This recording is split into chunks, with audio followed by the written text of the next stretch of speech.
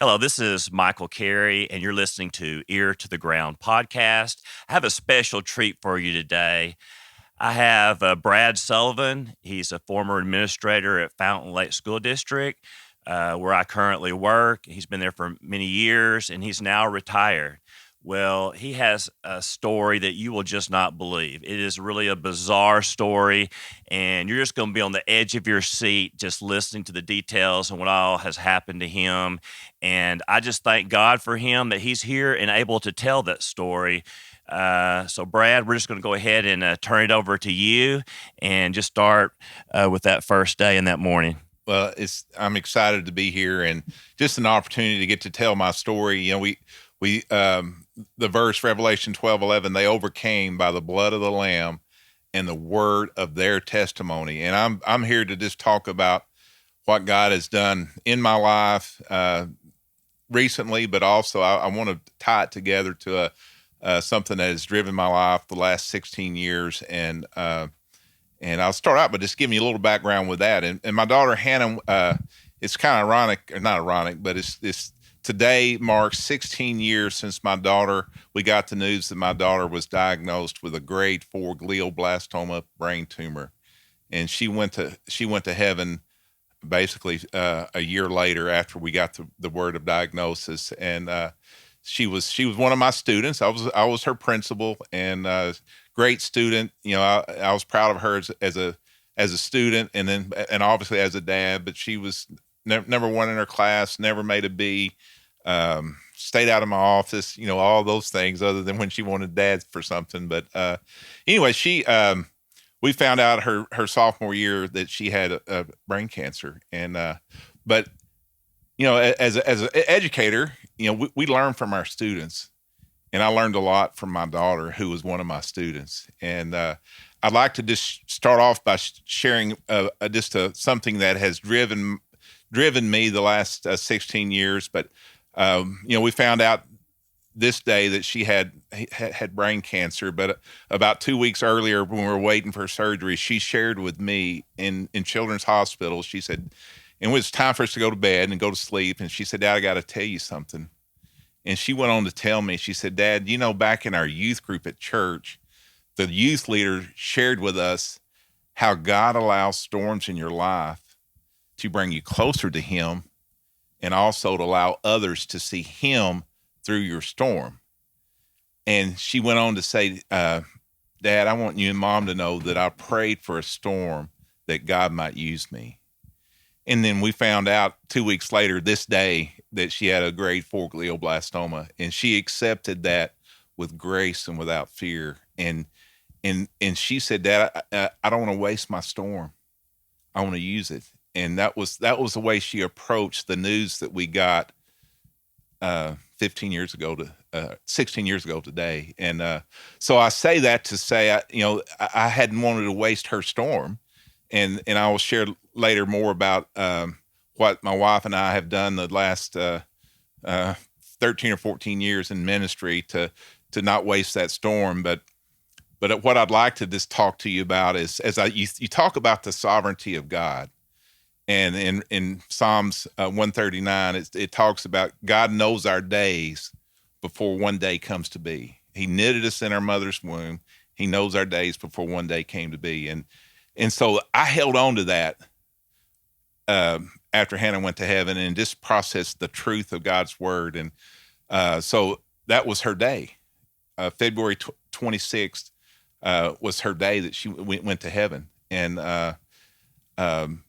And fast forward that to 74 days ago today, I was with my brother and my cousin up on some property where our farm, and we're going duck hunting before daylight.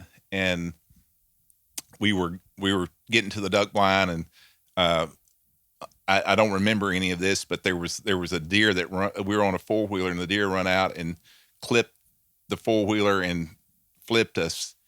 And I'm left in the middle of the road bleeding, and my cousin and my brother basically gets me up and gets me help, or I go to heaven that day. And that's December 22nd. And and with the loss of blood and just the nature of my injuries. And I get airlifted to Little Rock, and I spent 30 days in the hospital and was on a vent. We read the notes from the medical people. They had to get me back breathing at one point in the ambulance or in the chopper, and death was close. But I go back. The sovereignty of God. God knows my days. December 22nd wasn't my day. He's got work for me to do. And as I looked, found out that I lost a lot of blood. I had 6 units of blood. Had multiple facial fractures and skull fractures, broken ribs.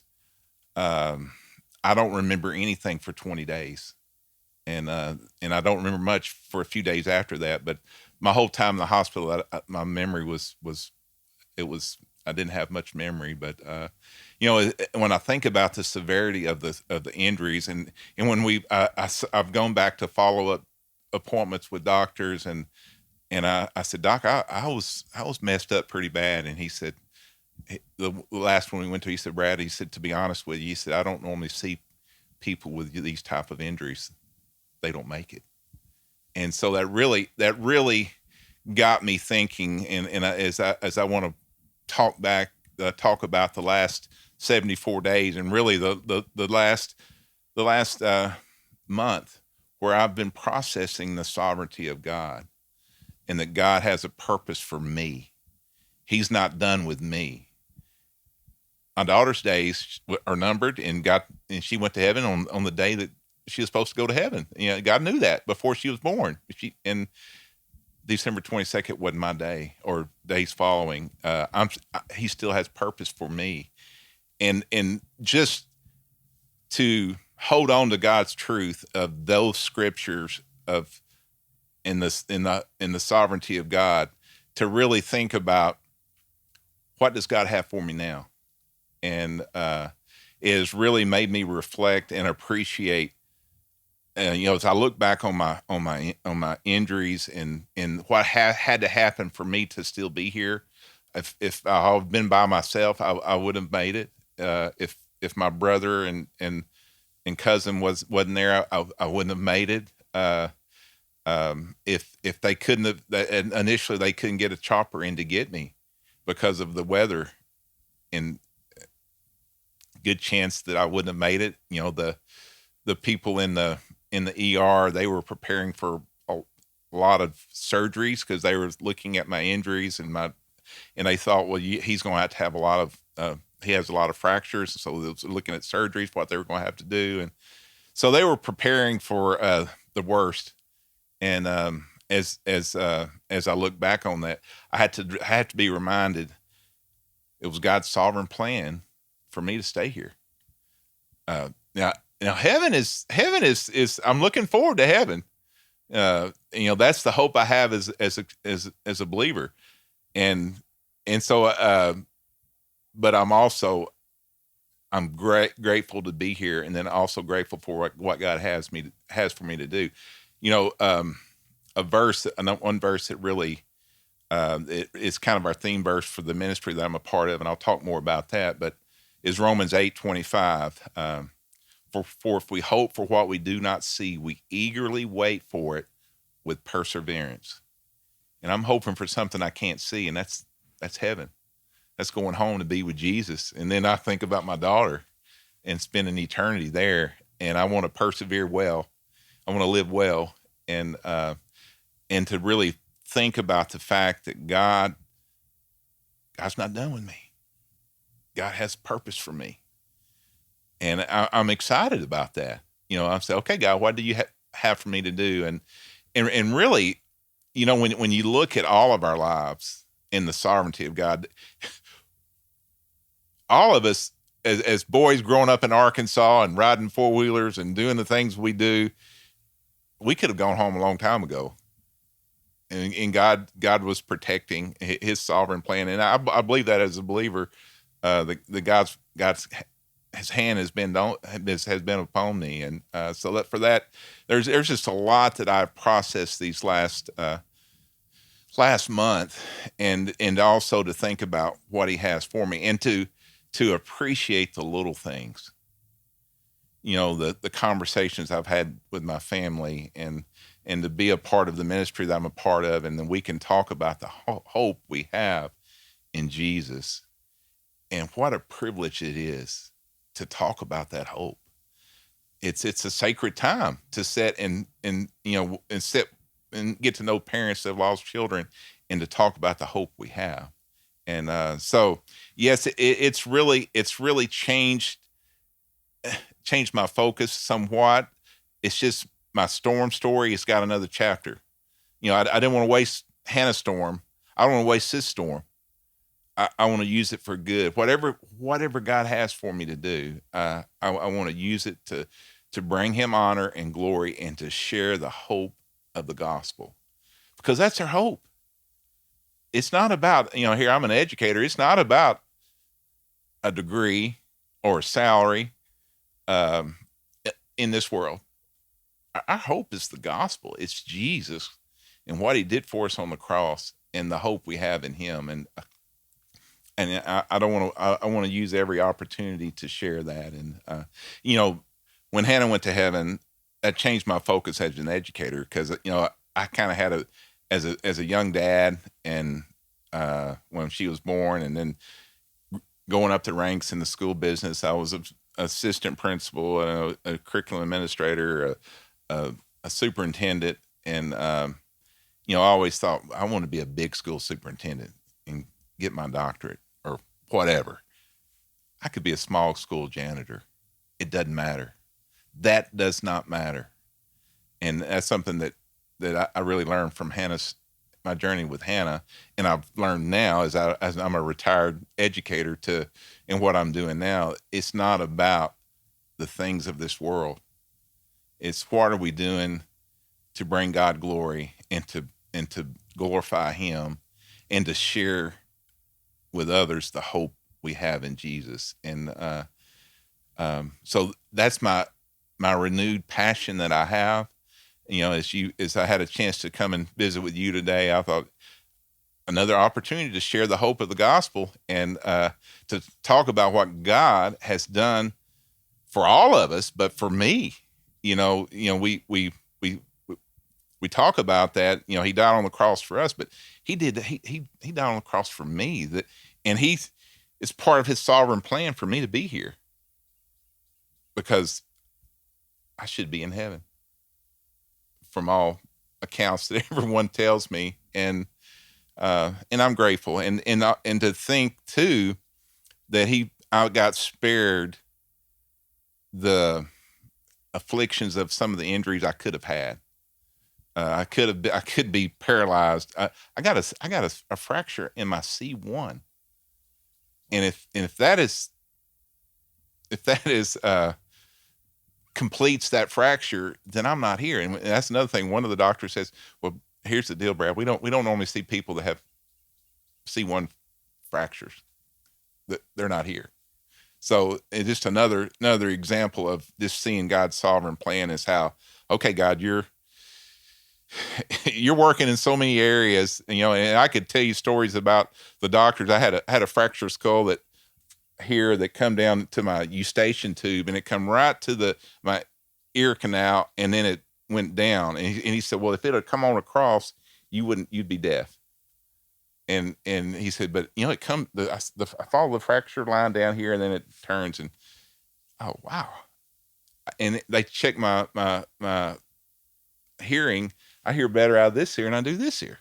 And you thought, well, I may have lost some hearing, but no. But just all the little things, you look back and you say, well, if any of those fractures, any of those cranial fractures, it would have been just a little bit more either direction, it could have caused permanent damage. I could be in a wheelchair. I could be not have my capacities where we couldn't have this conversation. I couldn't share my thoughts. And so I just, as I look back, I look at all the things. I'm just humbled by God's hand on my life and what he's done for me. And I'm grateful. You're definitely a walking, talking miracle. Oh, man. Well, we all are. Mm-hmm. I mean, God sent his son to die on the cross for all of us to give us hope, or we have no hope. And but yes, I do see that, and I go, wow. And you think about things in your life. I've been close to accidents and could have got hit by a train, or there's things you look back and go, oh, okay, that was good. I missed that, but God is. I look back at that and thought, man, that's God's sovereign hand. He made me look up, or he got my attention, or whatever it was. And this accident is just part of my story now, and that I can be a testament to testify to his sovereign plan in my life, and also just a testimony to his hand in my life and the hope I have in him. And so yeah, that's part of those learning processes I've had the last month, because the first month I didn't know, there wasn't a lot going on. I was unconscious some of that time. So but that's just again part of the story, that I'm grateful that I'm here to even share my story. Yes, I mean, when things happen like that, I don't think about things as being luck. Everybody says luck this, luck that. Mm-hmm. As a Christian, I think that God's hands on me and with me, and I just give thanks when I avoid those things that happen, like a car wreck in front of me or whatever. I just a near escape that he was there. It wasn't necessarily luck. It was him watching out for me. So. That's right, and just processing. I've been able to process that more this last month, and just all the little things that happened that could, if it had been just a little bit different, it could have been totally different. And again, that's part of my gratefulness is to realize that, and just give God thanks for that. I'm so thankful. Thank you, Lord, that I can read his Bible. And I, without much, I'm not the best reader in the world. Even though I've got an advanced degree, but I can still read and I can still comprehend. And there's so many things I'm grateful for when I get to do now that could have been taken away from me. Ultimately, I would have had the best, because the best is coming in heaven. Eternity is the best. And that's the other thing that I've done the last 16 years is just to reflect on what's ahead of us. Don't look back, but what's ahead of us in Jesus. And if he takes me home, I go be with Jesus. I get to be with my daughter and for eternity.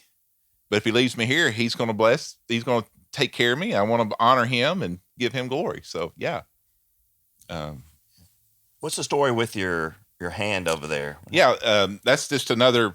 I have a fractured thumb that we knew that it was. I had problems in the hospital, but in the hospital when they're worrying about keeping you alive, that they wasn't too worried about my thumb, and they were going to take an X-ray, but they never did. And I got back to home to Hot Springs, and I was trying to I was back to.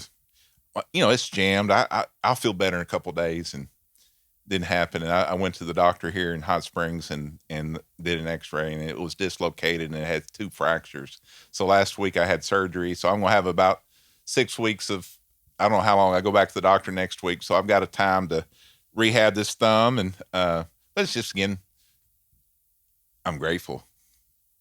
This is the only surgery I had to have.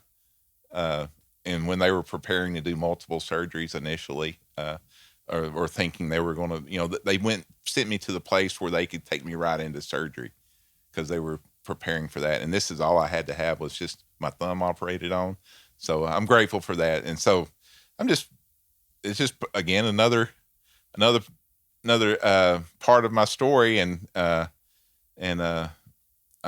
grateful for Dr. Cordell here in town, that she did surgery, and she's good prognosis that everything's going to be good. So just got to go through rehab process, and so I, and it's I'm a right-handed, so it's my left hand. So I wasn't too worried about it initially, but then I thought, I may need that someday, but I'm grateful. I do have a question. Those 20 or so days that you were in the hospital and did not know what was going on, uh, were they just blank and all of a sudden you came to and was kind of wondering, kind of fuzzy what was going on?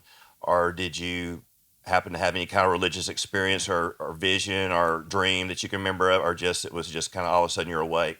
Yeah.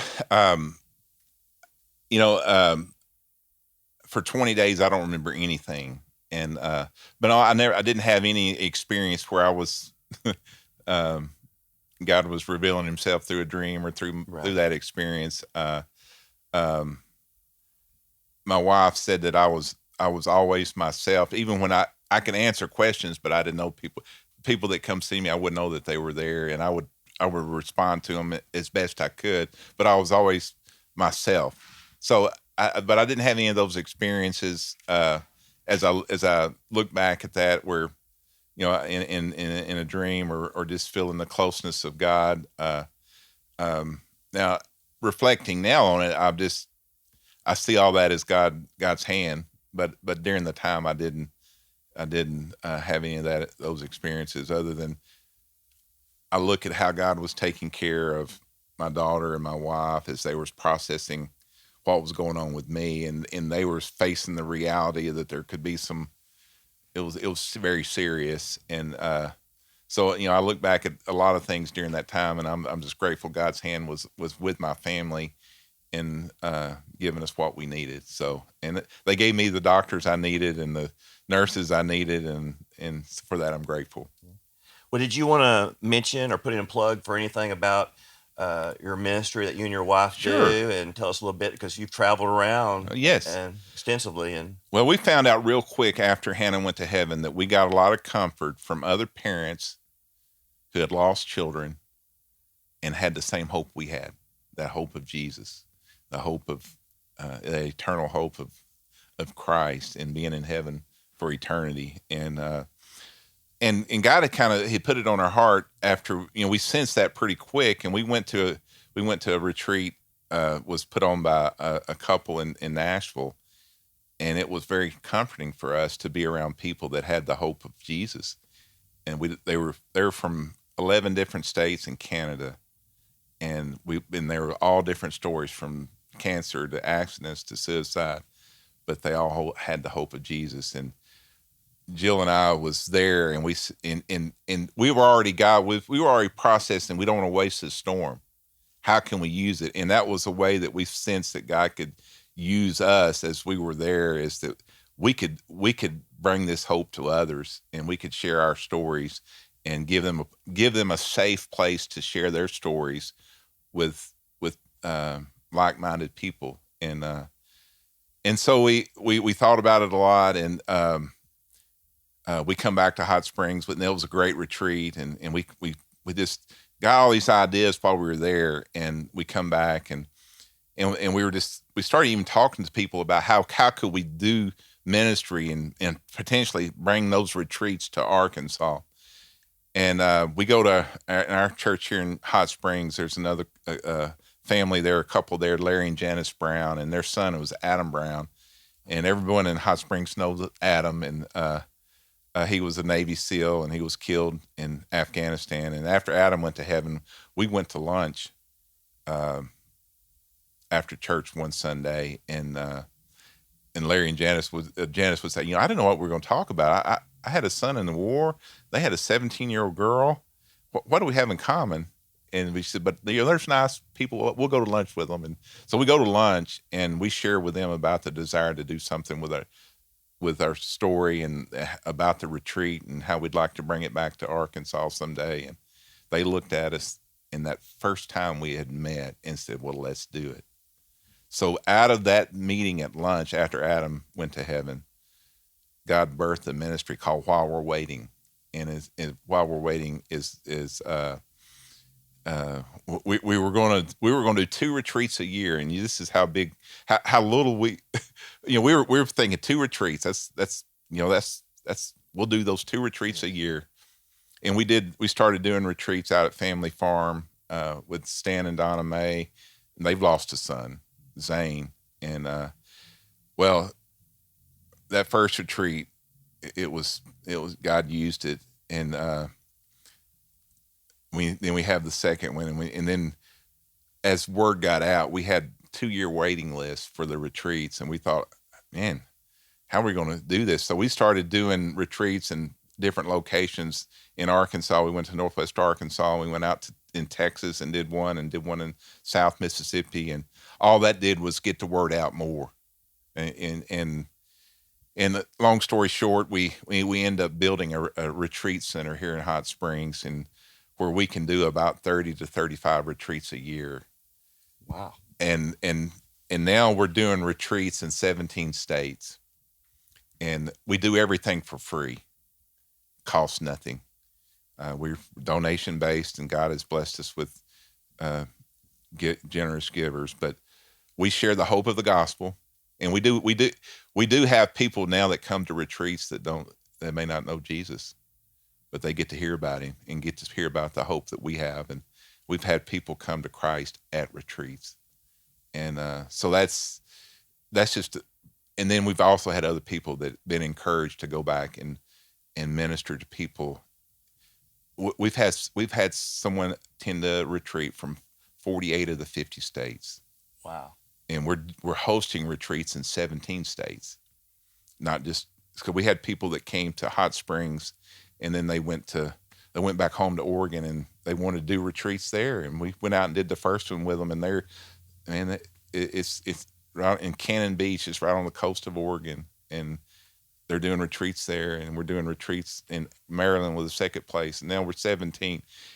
And the neatest thing we did last summer is that we went to Botswana, and we had a couple that came to retreat, and their daughter was going with her youth group, her church, on a mission trip to Botswana, and the bus wrecked in Atlanta, Georgia, and she went to heaven. Wow. She was 17 years old, same age as my daughter.